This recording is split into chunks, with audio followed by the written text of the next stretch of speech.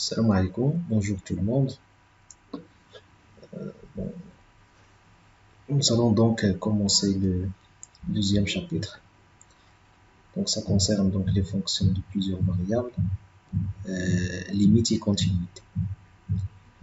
Donc vous avez donc déjà étudié donc les propriétés d'une fonction d'une seule variable. Vous avez donc défini donc la continuité, la limite tout d'abord. On a un point, la limite au voisinage de moins l'infini en plus l'infini, c'est cette fonction définie dans ces voisinages-là. Et après, vous avez aussi défini donc la continuité d'un point et la continuité sur un intervalle. Alors maintenant, nous allons donc généraliser ça pour des fonctions de plusieurs variables. Nous allons commencer par la notion de limite. Et après, bien sûr, on va donc définir la continuité qui sera bien sûr donc une propriété qui a une liaison avec la limite en un point. Alors tout d'abord, nous allons donc définir ou bien donner des exemples de fonctions de plusieurs variables. Donc une fonction de plusieurs variables, en fait, c'est le langage mathématique pour décrire une grandeur scalaire ou bien vectorielle en fonction de certains paramètres. Par exemple, si vous prenez donc, un point M de l'univers, un point de l'espace, d'accord. Donc, vous pouvez donc à chaque point M associer par exemple la température au point M et par exemple la pression P au point M. Et donc bien sûr, naturellement, lorsqu'on change le point M dans l'espace, bien sûr la température, ça change, bien sûr, il dépend du point M. Et la pression, bien sûr, ça change aussi. Bien sûr, il se peut qu'elle soit constante, bien sûr, si on est dans un milieu où la température, par exemple, et la pression sont constantes. Alors, lorsqu'on change le M, on obtient donc la température, le point M et la pression. Donc ainsi, ici, donc, ça se définit une fonction qui est définie de R3, par exemple, à valeur étant R2. Donc je peux par exemple l'appeler F. D'accord. Donc à chaque M, on associe le couple TM-PM. Avec TM, c'est la température au point M. Et PM, c'est la pression au point M. Donc ça, c'est une fonction de plusieurs variables. Il est à valeur vectorielle, donc ça veut dire l'ensemble d'arrivée, donc c'est un vecteur de R2. Ici, la variable M, il est dans R3, d'accord, dans l'espace. On pourra aussi, par exemple, considérer, par exemple, la température sur une plaque rectangulaire. On va donc la présenter par une fonction. Donc, si on considère donc une plaque rectangulaire plane, d'accord, plane par T, donc ça sera bien sûr un sous-ensemble du plan de R2. Et on associe à chaque point de cette plaque, on associe donc sa température. Donc ça va être à valeur dans R, bien sûr. Et donc ici, on va donc noter un point, par exemple x1, x2, par ses coordonnées, qui appartient à la plaque D. On doit associer bien sûr la température, par exemple, U2, x1, x2. Et donc ainsi, on vient de définir, là, donc on vient de définir une fonction I, d'accord, qui est définie de D, un sous-ensemble de R2 à valeur dans R. Donc le D ici, ça représente le domaine, ou bien la plaque rectangulaire. Donc à chaque point x1, x2 de la plaque, on lui associe donc sa température, de x1, x2. Donc on a ici donc une fonction à deux variables. Donc à valeur dans R ici, donc c'est une fonction numérique à deux variables. Et puis donc on pourra aussi donc parler des fonctions qui sont définies par exemple d'une partie de R, par exemple, I, la valeur par exemple dans R3 par exemple. Si on considère par exemple ici la position à l'instant t d'une particule m dans l'espace. Si on prend une particule m dans l'espace, à chaque instant t, on pourra donc lui associer donc sa position.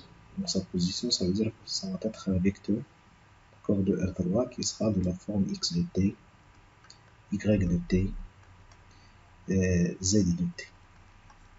C'est-à-dire lorsque t varie, lorsque le temps varie, bien sûr, on aura à chaque fois on aura donc une position qui est différente. Si on suppose bien sûr qu'on a une particule m dans l'espace, qui est bien sûr qui à chaque fois donc à chaque instant t, on aura donc une position. Donc une position, ça sera défini par un vecteur de R dans l'espace. Donc ça c'est une fonction qui est, je l'appelle par exemple m. Donc c'est une fonction qui est définie de R, d'une partie de R à valeur dans R3. Donc ça c'est une fonction d'une seule variable, donc la variable c'est t, mais à valeur vectorielle. Ça veut dire donc ici l'image c'est un vecteur de R3 qui dépend de t bien sûr, les composantes, chaque composante dépend de t. Donc ce type de fonction ça s'appelle aussi des courbes paramétrées. On les appelle des courbes paramétrées. Alors généralement dans ce chapitre nous allons donc voir ou bien étudier la limite et continuité de fonctions générales f qui vont être définies d'un over u de Rp à valeur dans Rq, avec P bien sûr qui sont deux entiers qui vont être supérieurs ou égal à 1. Alors lorsqu'on a donc lorsque P égale à Q égale à 1, donc on sera dans le cas où vous connaissez déjà, donc le cas d'une fonction d'une seule variable, fonction numérique d'une seule variable. Alors maintenant nous allons donc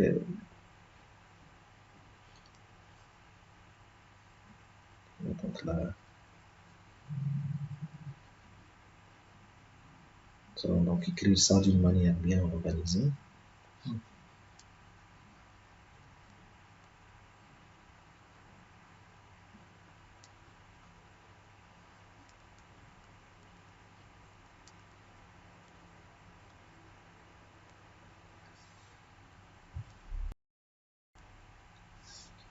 Alors une fonction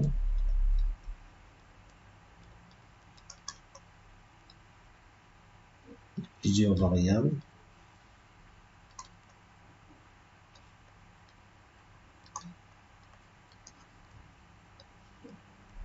donc c'est le langage mathématique.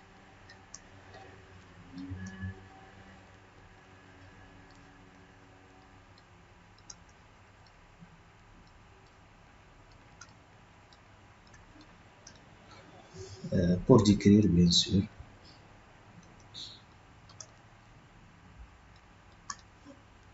une grandeur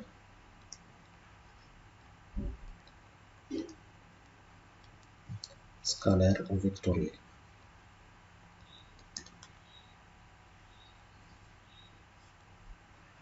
Ou vectorielle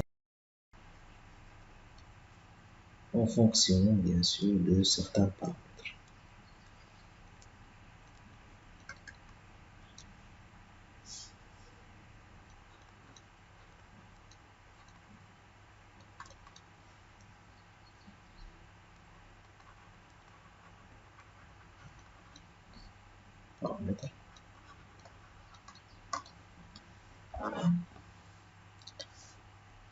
Alors nous allons donc ici donner les exemples de tout à l'heure.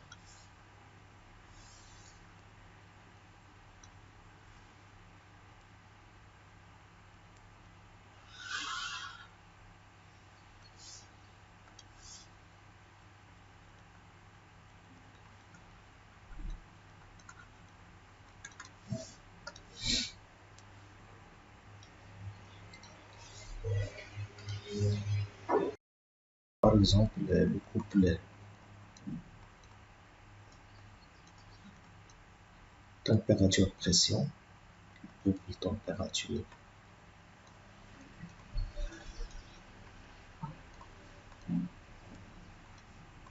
pression,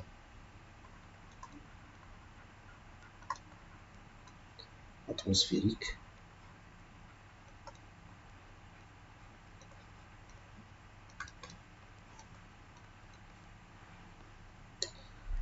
on a un point donné de l'univers.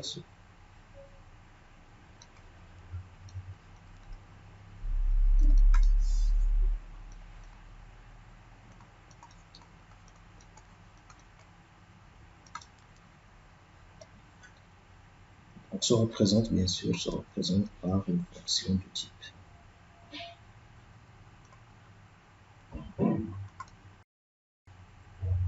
par une fonction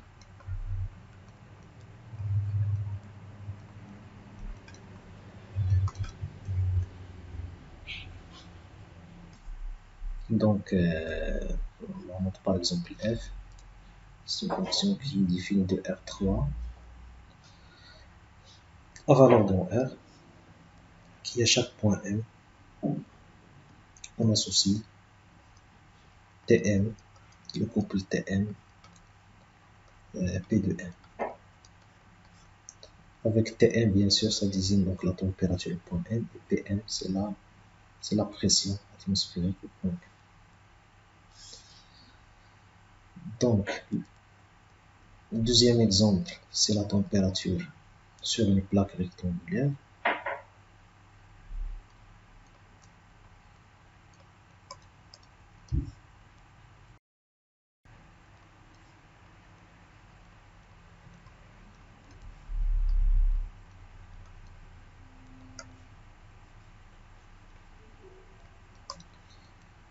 Se représente aussi, on pourra donc la présenter sous forme d'une fonction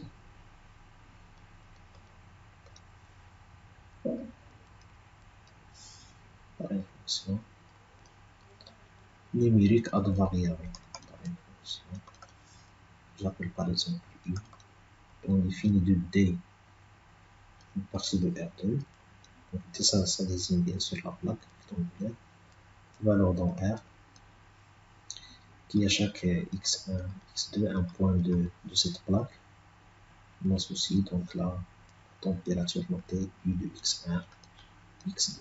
Bien sûr, il dépend de la position du point M sur la plaque rectangulaire.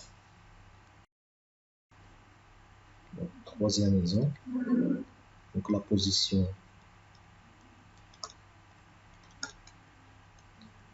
à l'instant T d'une particule.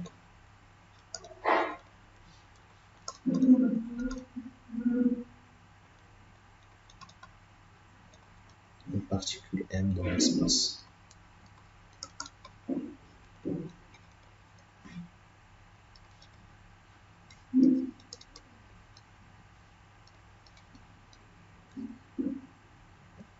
Peut être, donc elle peut être repérée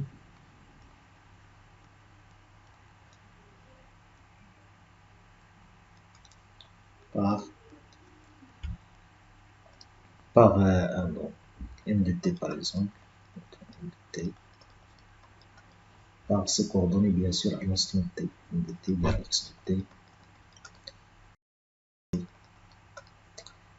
Z de T. Et donc là, il s'agit d'une application de R à valeur de R3.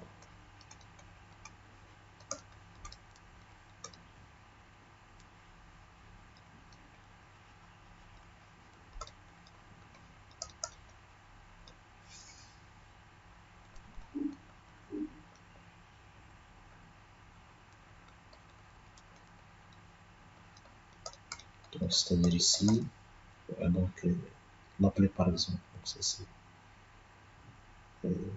par exemple G,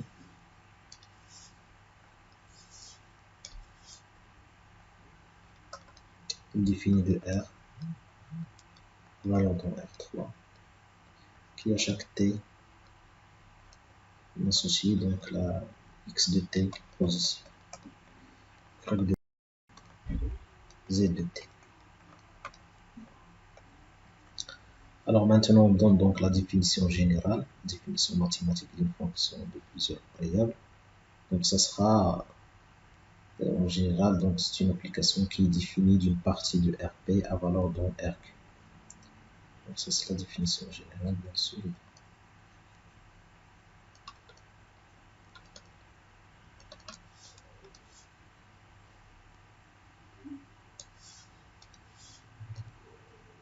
Alors on va donc fixer tout d'abord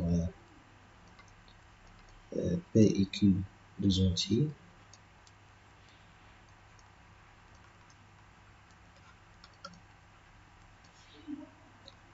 Naturel, bien sûr non nul. Alors une fonction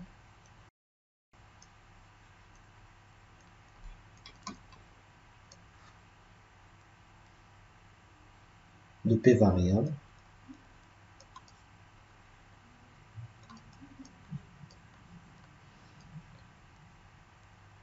réel, bien sûr, à valeur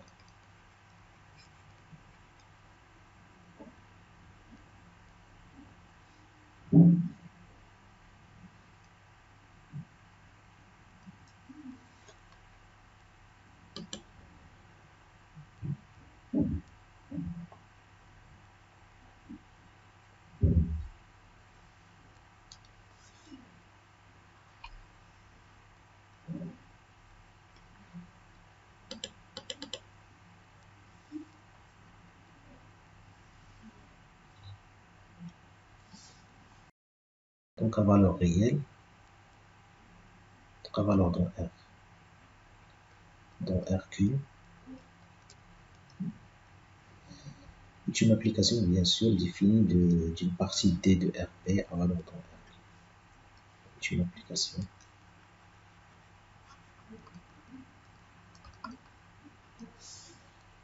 F définie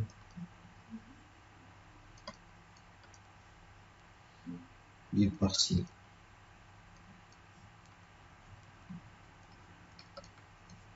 D incluse dans RP dans RQ. Ça veut dire que le F, donc c'est une application de D dans RQ, qui à chaque vecteur U, un élément de D,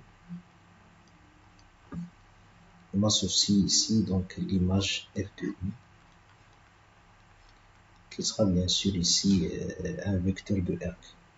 Donc il sera de la forme par exemple F1 de U, F2 de U, et ainsi de suite, jusqu'à un certain FQ de U. D'accord. Alors, la partie D, ça s'appelle, comme pour les fonctions d'une seule variable, donc la partie D est appelée le domaine de définition de F.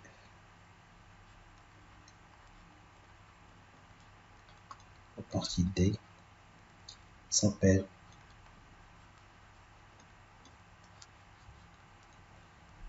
le domaine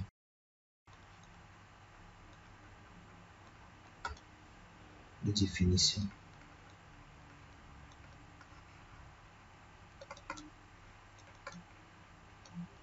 de F.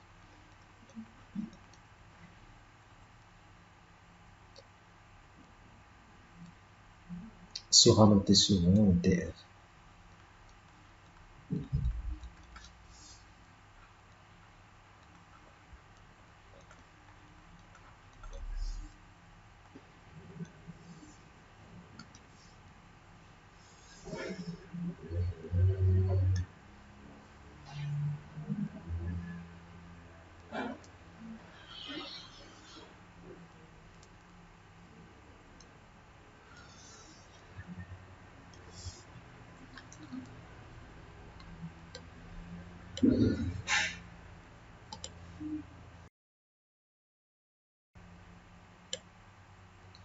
Alors ici, donc, les applications F1 ici, F1, F2, ainsi de suite jusqu'à FQ, donc, vont être appelées les fonctions coordonnées, bien les composantes de F. Donc, les applications.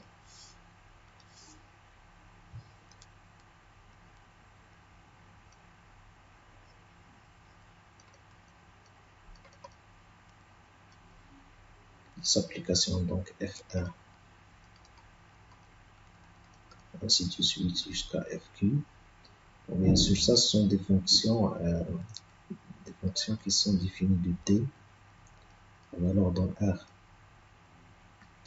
donc, sont dites, sont appelées les fonctions coordonnées.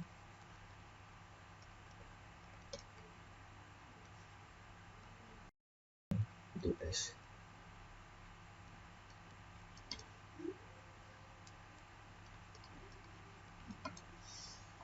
Ou bien les composantes de F. Alors, lorsque le P égale à 1, lorsque P égale à 1 par exemple, et Q quelconque, la fonction sera dite une fonction vectorielle, ou bien une courbe paramètre. Donc la fonction, comme pour le troisième exemple, donc la fonction f définie de d valeur dans RQ sera dite une fonction vectorielle.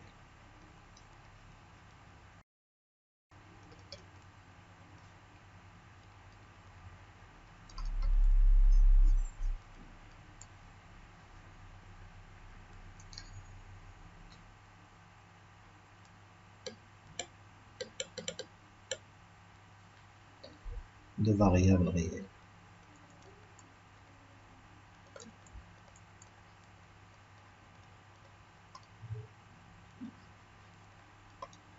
On appelle aussi ce type de fonction, on les appelle des courbes paramétrées.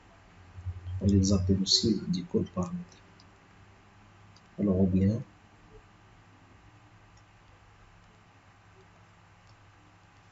paramétrées. Donc le paramètre, c'est la variable, puisqu'il y a une seule variable.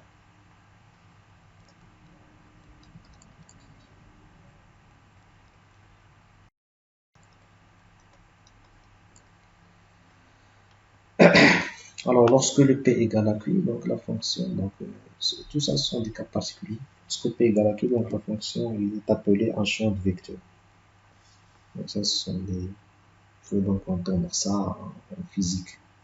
Lorsque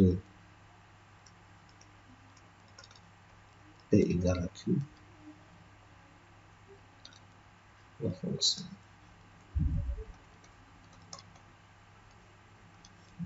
f définie de t rp dans rp est appelée un champ de vecteur.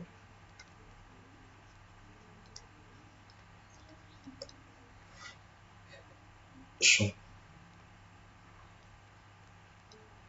de vecteur.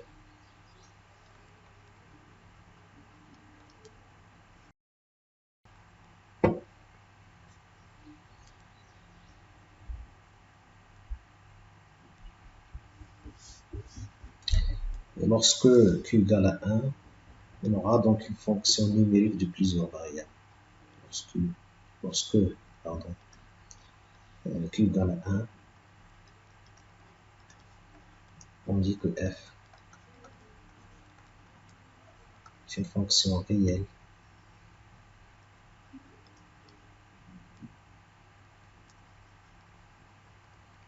de plusieurs variables. Une fonction réelle, bien numérique, de plusieurs variables.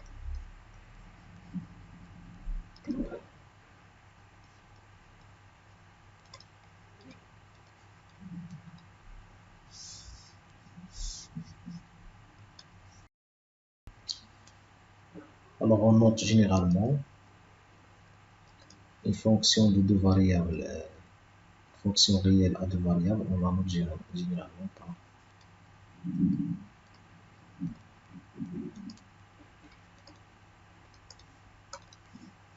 f R2 valeur dans 1 à chaque x, y, souci f de x, y. Donc ça note donc pour désigner bien sûr une fonction numérique à deux variables.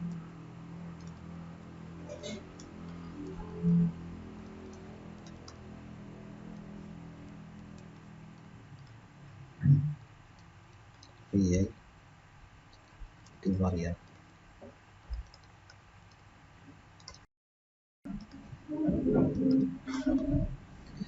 Dans trois variables, bien sûr, on utilise, donc il suffit de remplacer le couple xy par un couple xyz. En trois variables,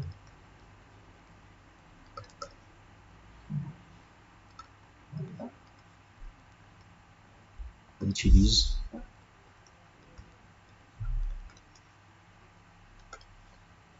la notation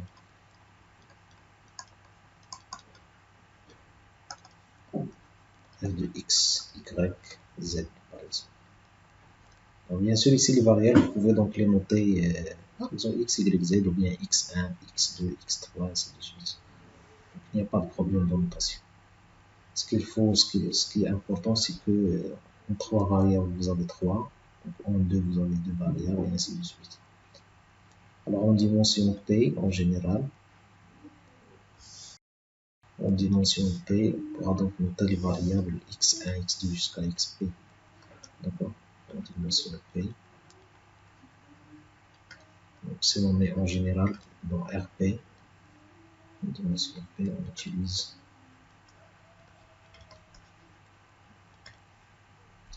la notation f de x1, x2, ainsi de suite jusqu'à xp. Donc, si vous avez par exemple une fonction de 4 variables à valeur réelle, donc il sera de type, donc ce sera une application qui définit de R4 par exemple la valeur de R, qui à chaque x1, x2, x3, x4, on associe l'image qui est de x1, x2, x3, x4, et ainsi de suite. Alors, des exemples.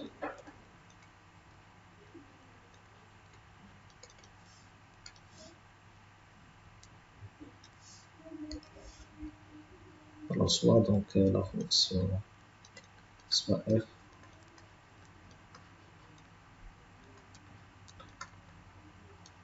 une fonction définie par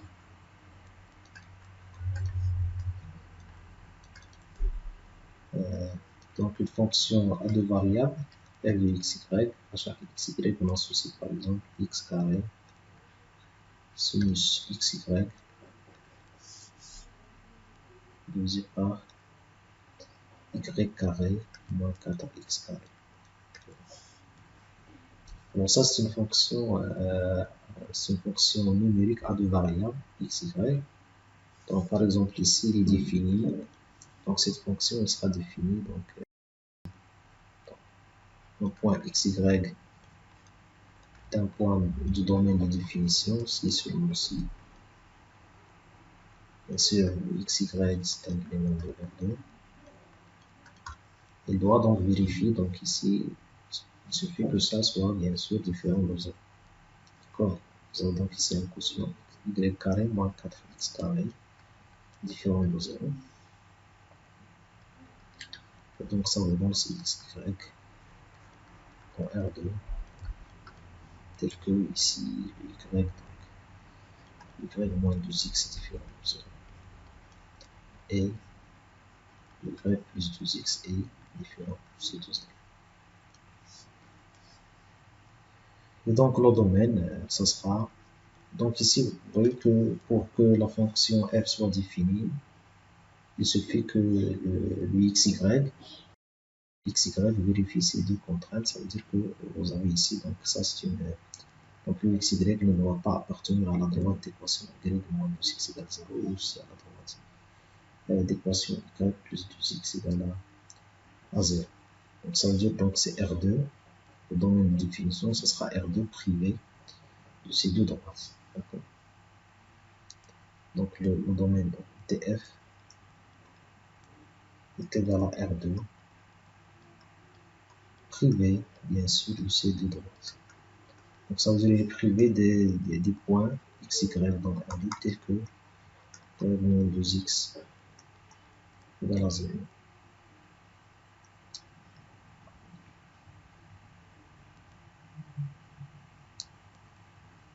R2 y plus 2x égale à 0.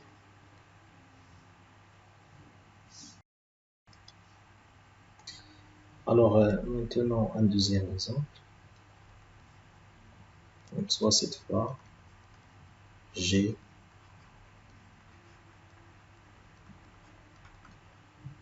une fonction définie par G de x, y, une fonction à deux variables réelles. Chaque x, y on associe par exemple la racine carrée de 1 moins x au carré moins y au carré. Alors, si on s'intéresse par exemple au domaine de définition de cette fonction, notons-le par exemple t indice g. Alors, un xy, un élément xy est dans le domaine de définition de cette fonction aussi. Xy, bien sûr, c'est un élément de R2. Il doit bien sûr vérifier ici, parce que vous avez donc une racine carrée, donc ce qui est à l'intérieur doit être positif. Ça veut dire 1 moins x carré moins y au carré égale à 0. D'accord? Qui sera équivalent encore une fois à l'ensemble de xy dans R2, tel que, et donc ça, cette contrainte peut être écrite sous la forme x carré plus y carré inférieur ou égal à 1. Et donc ça, ça vous voyez ici, vous avez donc ici donc la boule. C'est donc c'est l'intérieur. C'est l'intérieur du disque de centre 0, 0 et de rayon 1. D'accord?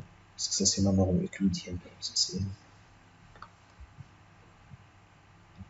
Donc c'est xy en R2, tel que la norme ici de xy, la norme euclidienne de xy au carré inférieur 1, donc ce qui est équivalent à dire que la norme de xy est la norme de 1 plus aussi à 1. Et donc par suite ici vous avez donc la boule fermée. Donc c'est le disque de centre 0, 0 de rayon. Donc le domaine, la fonction g, ce sera la boule fermée de centre 0, 0 de rayon.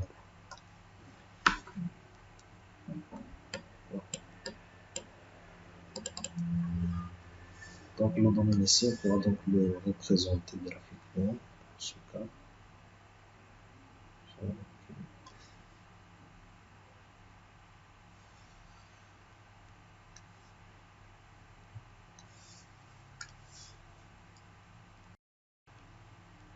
On suppose ici, nous avons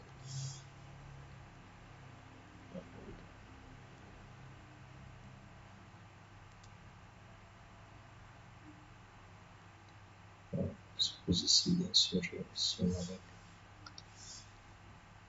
donc 1 moins 0,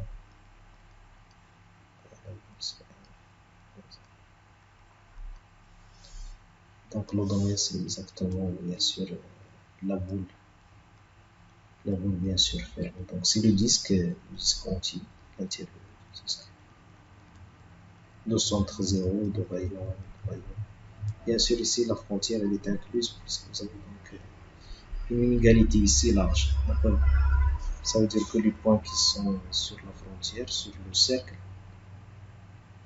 limité, vont être des points où la fonction va être définie en ces points-là.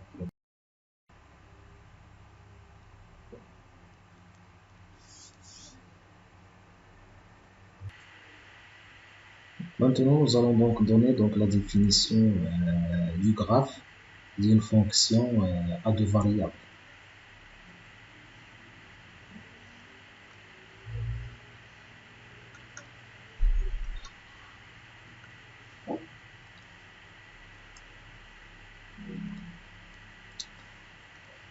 Alors, soit f, une fonction, alors définie de D, un sous-ensemble de R2, au domaine de définition, la valeur dans R, fonction.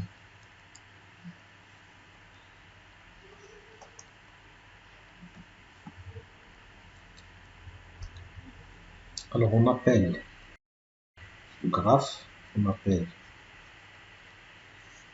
graphe de f.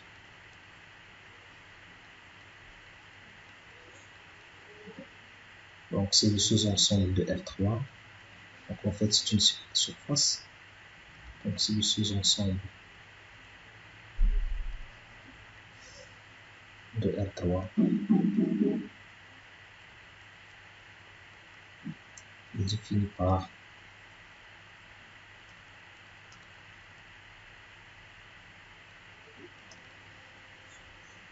donc, on peut donc le noter par exemple sigma indice f. Donc, c'est l'ensemble des x, y, z de R3 tel que z égale f de x, y. Et bien sûr, le x, y, c'est un élément de domaine, d'optionnalité. D'accord.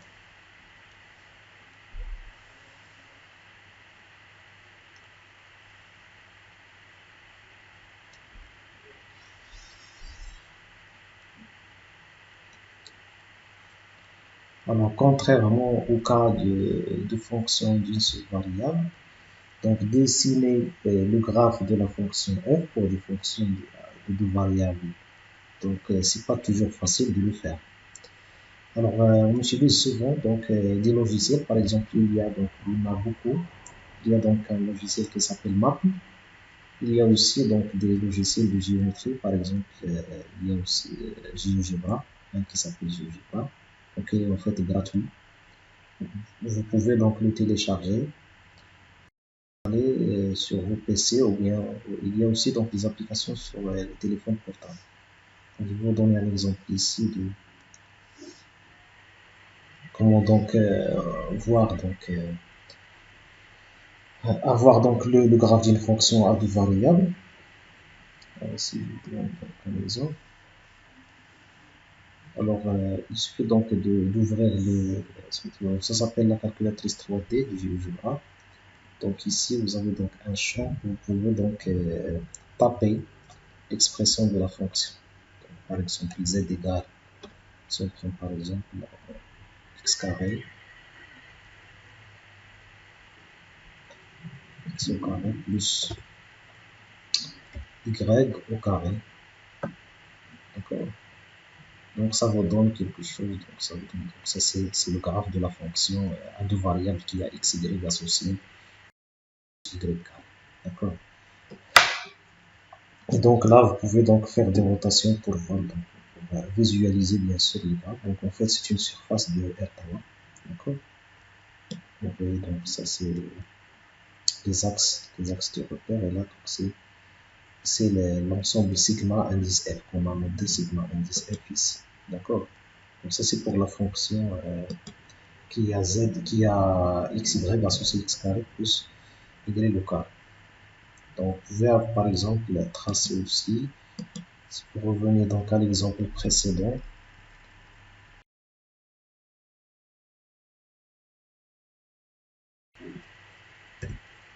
z égale racine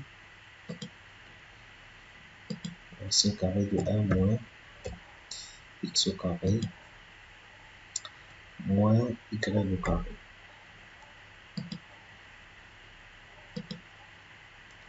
Alors ça c'est le graphe de la fonction ici, la fonction g. D'accord? La fonction g ici qui a xy associé cette racine carrée. Donc ça donne en fait, vous voyez donc ici le graphe.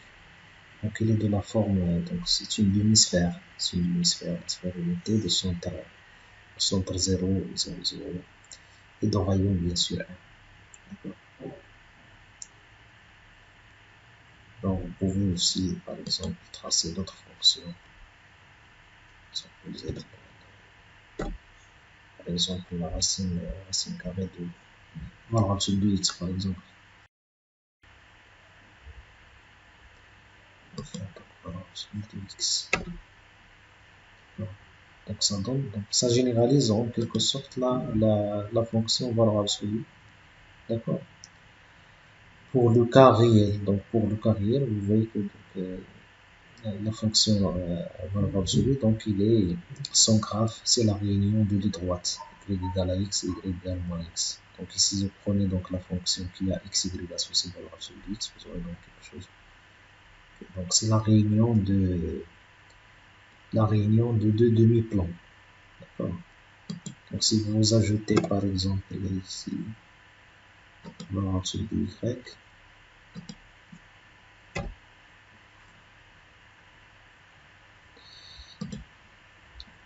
donc vous aurez ceci. Donc là, ça va de voir de plus en plus clairement donc le graphe des fonctions de deux variables. Donc essayez d'installer donc cette application sur vos téléphones, bien sur vos PC, comme ça vous aurez donc si vous voulez donc avoir des informations concernant une fonction, donc surtout nous allons donc ça, on aura besoin parfois de voir visualiser ce qu'on appelle les points critiques pour des fonctions de deux variables. Donc les maximums, les minimums, et ainsi de suite. Donc, ce qu'on appelle les points critiques, la notion de chaque point critique.